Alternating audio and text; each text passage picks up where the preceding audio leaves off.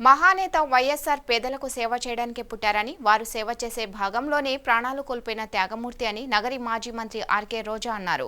మహానేత 75వ జయంతిని పురస్కరించుకొని స్థానిక బస్టాండ్ ప్రాంగణంలోని వైఎస్ఆర్ విగ్రహానికి, అలాగే ఓం శక్తి ఆలయం సమీపంలో గల మహానేత విగ్రహానికి పూలదండలు వేసి నివాళులర్పించారు.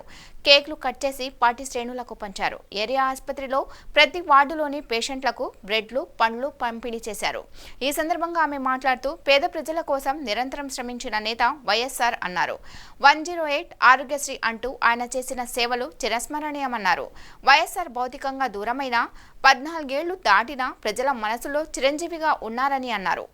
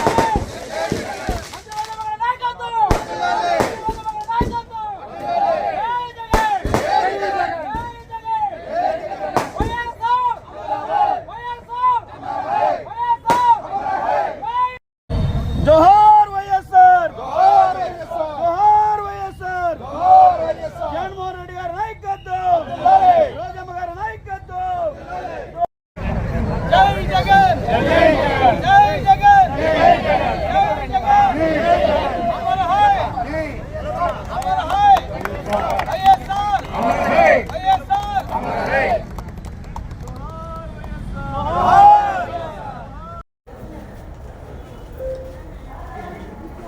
వైఎస్ఆర్ ఆ పేరు వినగానే అందరికీ కూడా ఒక ప్రేమ, ఒక ఆప్యాయతతో కూడిన ఒక పరిపాలనా విధానం గుర్తొస్తుంది.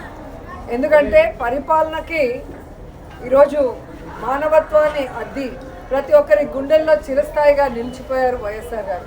అందుకే ఈరోజు ఆయన చనిపోయి 14 సంవత్సరాలు పూర్తవుతున్నా ఇంకా కూడా ఎవరు ఆయన్ని మర్చిపోలేరు, భవిష్యత్తులో కూడా మర్చిపోరు అని గర్వంగా చెప్పగలను. ఎందుకంటే ఈ రాష్ట్ర రాజకీయాల్లో పెను మార్పులు తీసుకొచ్చి పేదవాడికి నేనున్నాను అంటూ ఆయన ఇంటి వద్దకే అన్నీ కూడా తీసుకొచ్చి అందించిన ఘనత వైఎస్ఆర్ కుటుంబానికే దక్కింది. ఎందుకంటే వాళ్ళు ప్రజల్ని తమ కుటుంబ సభ్యులుగా భావిస్తారు, అభిమానిస్తారు. వారికి ఏదైనా అయితే అది తమకైనట్టుగా తల్లడిల్లిపోతారు. కాబట్టే ఆ కుటుంబం అంటే అందరికీ కూడా మక్కువ.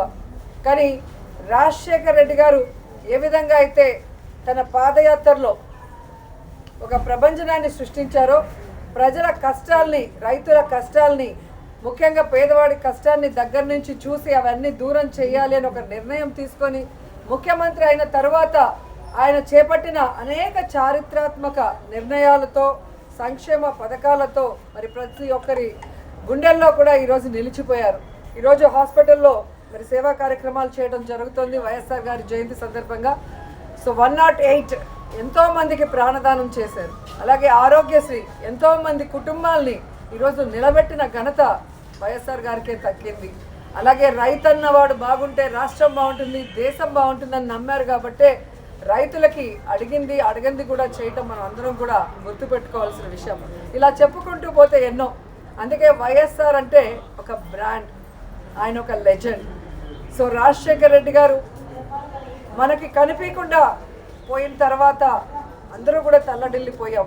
రాజన్న రాజ్యం లేకుండా ఎలా బ్రతకాలి, రాజన్న లేకుండా మనం ఎలా ముందుకు సాగాలి అని ఎంతోమంది భయభ్రాంతులకి, అలాగే బాధ తప్త హృదయంతో చాలామంది ప్రాణాలు కూడా విడవటం మనం అందరం కూడా చూసాం.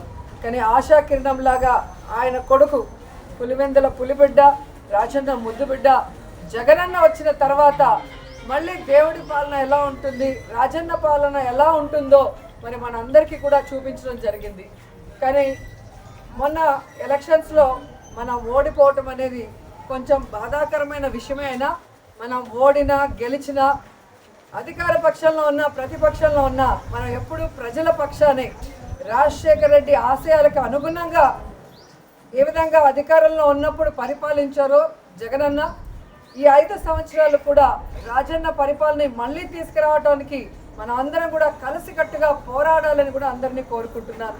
ఈరోజు రాష్ట్రంలో ఉన్న వైఎస్ఆర్ అభిమానులందరూ కూడా ముక్త కంఠంతో ప్రతిజ్ఞ చేయాలని కూడా కోరుకుంటున్నా.